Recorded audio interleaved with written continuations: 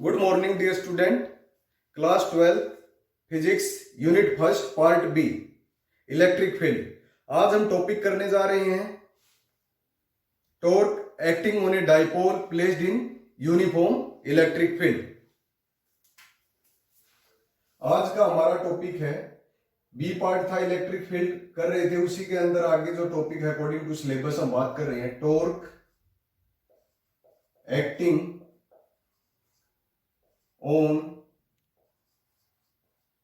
Electric dipole placed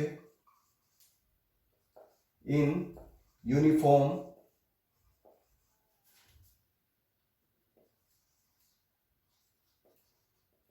electric field.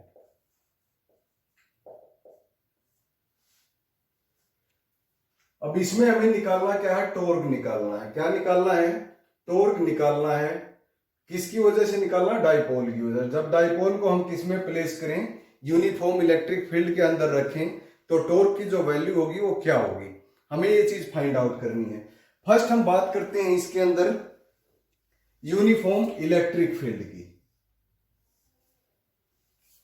Uniform electric field का मतलब क्या होता है? यूनिफॉर्म का मतलब क्या होता है? इक्वलिटी, इक्वल, एक समान, कुछ चेंज ना हो। स्कूल की ड्रेस की बात करें, वो भी यूनिफॉर्म में सभी एक समान दिखाई दे, सेम यूनिफॉर्म बात कर रहे हैं हम इलेक्ट्रिक फील्ड के अंदर।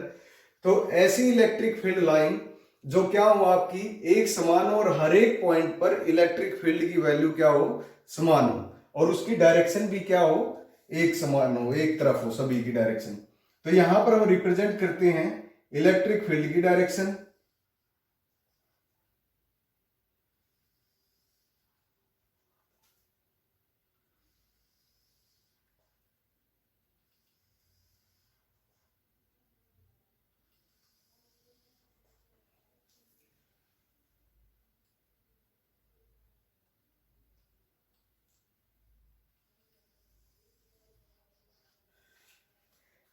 यूनिफॉर्म इलेक्ट्रिक फील्ड क्या है? सभी की डायरेक्शन एक तरफ है और इनके बीच की जो दूरी है वो भी क्या होनी चाहिए, आपकी इक्वल डिस्टेंस होनी चाहिए, एक समान होनी चाहिए, और सभी क्या होनी चाहिए, एक दूसरे के पैरेलल। उस लाइन को हम क्या बोलते हैं? Uniform electric field.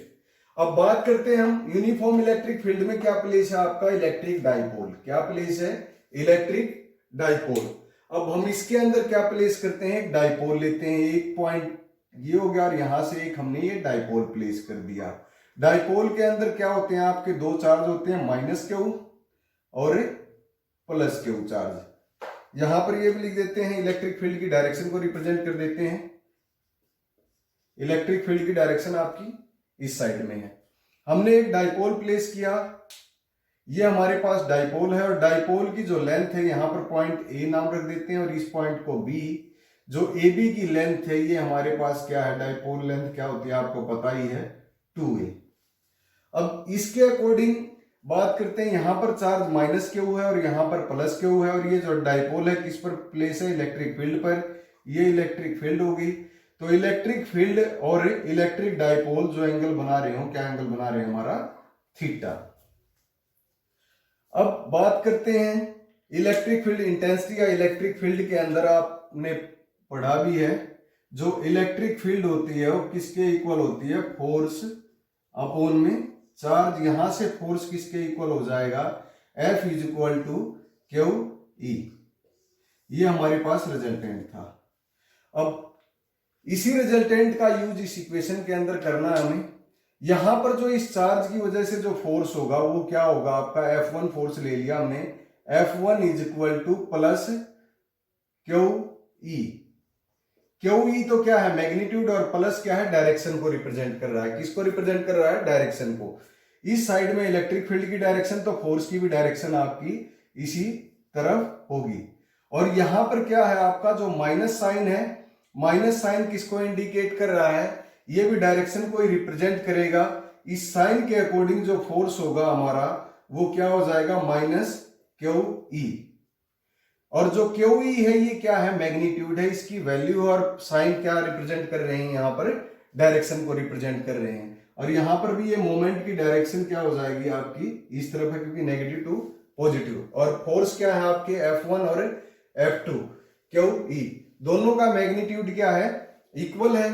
तो इसको हम यहां पर लिख भी सकते हैं F1 magnitude is equal to force magnitude किसका, F2 का। ये दोनों का मैग्नीट्यूड क्या है आपका, इक्वल है। अब बात करते हैं हम टॉर्क की। टॉर्क क्या होता है, वैसे तो बिल्कुल इसको हम सिंपल भी लिख सकते हैं, एक लाइन के अंदर ये डेरिवेशन हमारी निकल जाए, पर फिर भी इसको थोड़ा सा समझ लेते हैं क्या चीज। जो फोर्स वर्क डन की बात करते हैं, वर्क डन क्या होता है आपका, फोर्स इनटू डिस्टेंस। और जो टॉर्क होगा, टॉर्क को टॉ से रिप्रेजेंट करेंगे, और ये क्या होता है आपका, force into perpendicular distance. Perpendicular distance के अंदर क्या हो जाएगा आपका, टॉर्क तो होता है रोटेशन की फॉर्म में, और वर्क डन आप सिंपल यहां पर यूज कर सकते हैं, दोनों क्या है, इक्वल है। हमें निकालना क्या है, टॉर्क। टॉर्क क्या होता है, force into perpendicular distance. Force तो हमारे पास है बट परपेंडिकुलर डिस्टेंस तो है नहीं, फोर्स तो हमें निकल गया हमारे पास क्यों ही, बट परपेंडिकुलर डिस्टेंस नहीं है, तो ये डिस्टेंस हमें निकालना पड़ेगा।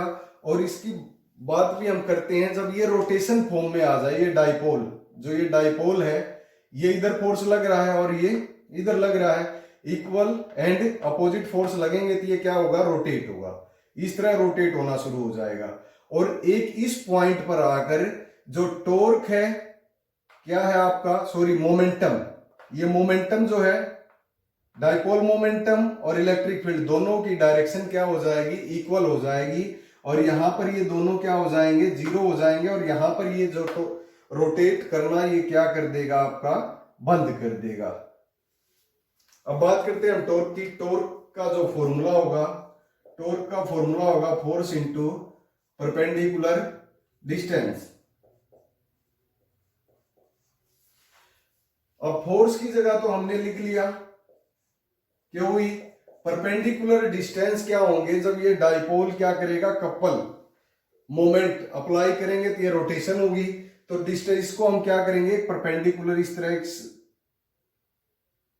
लाइन इसको हम मिला लेते हैं, यहां से ए पॉइंट, बी पॉइंट, और इस पॉइंट को हम क्या ले लेते हैं, सी पॉइंट। अब इसी के अंदर यही लिख लेते हैं इसको इस साइड में, in right angle triangle A B C. Right angle triangle A B C में बेस हमारे पास में ये है, और ये क्या है हमारे पास में, परपेंडिकुलर। बट कोई भी अगर ट्राइंगल लें, ये आपने देखी होगी, ये ट्राइंगल ली हमने, ट्राइंगल के ये सामने क्या होगा, थीटा, इसी को रिप्रेजेंट करते हैं हम ए बी सी। ये बेस हो गया, ये परपेंडिकुलर, और ये हाइपोटेन्यूज। यहां पर जो हमारा हाइपोटेन्यूज है, ये तो क्या है, 2a, और परपेंडिकुलर क्या हमारे पास में, BC है, जो हम कर लेंगे। और बेस की हमें जरूरत है नहीं। क्यों नहीं जरूरत, ये बताऊंगा मैं भी आपको, क्योंकि हमारा परपेंडिकुलर डिस्टेंस क्या है, BC, तो हमें BC ही निकालना है। तो BC निकालने के लिए आपको पता है साइन थीटा किसके इक्वल होता है, P/H, perpendicular by hypotenuse. Perpendicular क्या है हमारे पास में, BC, हाइपोटेन्यूज जो हमारी ये हाइट है क्या दे रखी है, डाइपोल लेंथ 2a, और BC किसके इक्वल आ गया आपका, 2a साइन थीटा। इस इक्वेशन को हमने नाम दिया first.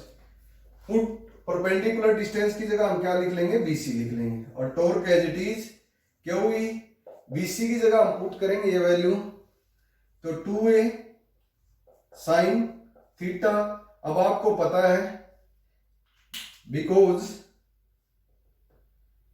Dipole moment is equal to Q into 2a, तो क्यू यहां पर है और 2a यहां पर है, तो इसको हम लिख सकते हैं torque is equal to Pe sine theta. ये हमारा नेट रिजल्टेंट आ गया। अब इसके अंदर कुछ केसेस हैं। केस क्या है आपके, फर्स्ट केस लेते हैं हम, if theta is equal to 0 degree. Theta 0 का मतलब क्या है, जो इलेक्ट्रिक फील्ड है उसकी भी डायरेक्शन यही है और डाइपोल की भी डायरेक्शन यही है।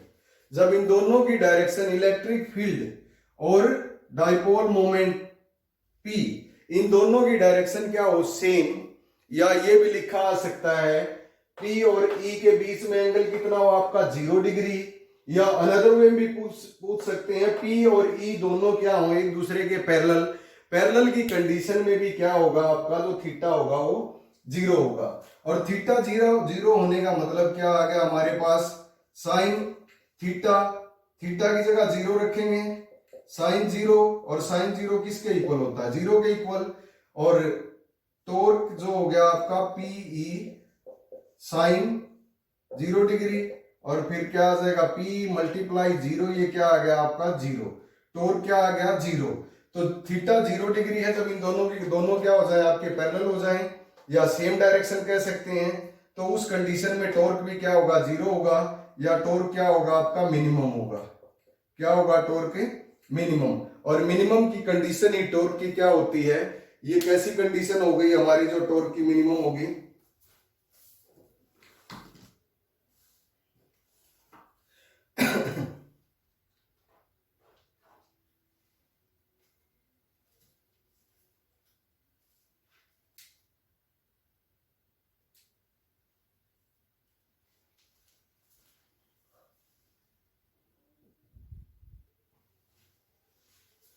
अब यहां पर ये 0 आ गया, टॉर्क 0 आने का मतलब क्या हो गया इस कंडीशन के अंदर, this situation is stable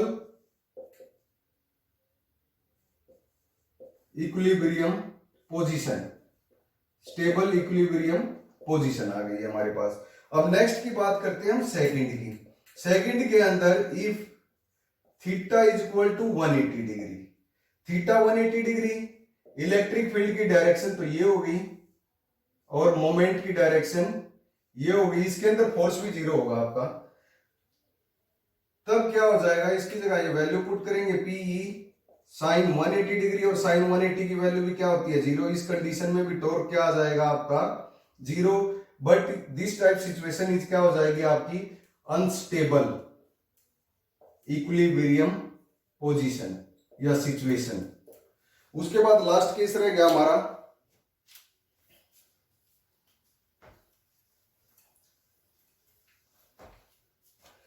third case, इसके अंदर बनेगा हमारे पास में if theta is equal to 90 degree, electric field की डायरेक्शन ये है हमारे पास और डाइपोल की डायरेक्शन ये है, तो इनके बीच में एंगल क्या बन गया 90 डिग्री। तो टॉर्क क्या हो जाएगा आपका PE साइन थीटा, थीटा किसके इक्वल 90 डिग्री के इक्वल, टॉर्क क्या आ गया आपके पास PE, और इस कंडीशन पर टॉर्क क्या होगा मैक्सिमम वैल्यू होगी, क्या होगी टॉर्क की जो वैल्यू होगी वो मैक्सिमम होगी। मिनिमम वैल्यू किस पर होगी 0 और 180 पर टॉर्क क्या होगा मिनिमम होगा डाइपोल के अंदर यूनिफॉर्म इलेक्ट्रिक फील्ड में जब प्लेस हो। मैक्सिमम कब होगा जब थीटा 90 डिग्री हो। यहां पर ये भी क्वेश्चन आ सकता है, एचबीएससी के अंदर हमेशा ये क्वेश्चन पूछे जाते हैं, इफ P और E परपेंडिकुलर हो दोनों तब थीटा क्या होगा 90 डिग्री होगा और टॉर्क किसके इक्वल आएगा PE के इक्वल आएगा। इफ थीटा इज 0 लिखा आ सकता है, या P और E दोनों किस कंडीशन में बेटा आपके पैरेलल में, तब जो टॉर्क होगा वो किसके इक्वल आएगा हमारा 0 के इक्वल आएगा। और उसके बाद थर्ड कंडीशन 180 की भी आएगी, एक अनदर फॉर्म भी है, इसको हम किस फॉर्म में लिखेंगे, यदि हमारा torque is equal to PE sine theta, इसको हम साइन थीटा हटाएंगे तो क्या लिखा जाएगा टॉर्क वेक्टर फॉर्म में P क्रॉस E लिखा जा सकता है। एक कंडीशन और रह गई, ये तो हमारा किसमें था जब ये यूनिफॉर्म इलेक्ट्रिक फील्ड में रखे हैं। अगर नॉन यूनिफॉर्म इलेक्ट्रिक फील्ड की बात करें तो उस कंडीशन के अंदर जो टॉर्क होगा, याद रख लेना वैसे क्वेश्चन आता नहीं, नॉन यूनिफॉर्म इलेक्ट्रिक फील्ड के अंदर डाइपोल रखा जाए तो उस दौरान जो टॉर्क होगा वो नॉट इक्वल टू 0 होगा और फोर्स भी जो होगा नॉट इक्वल टू 0 होगा। Thank you.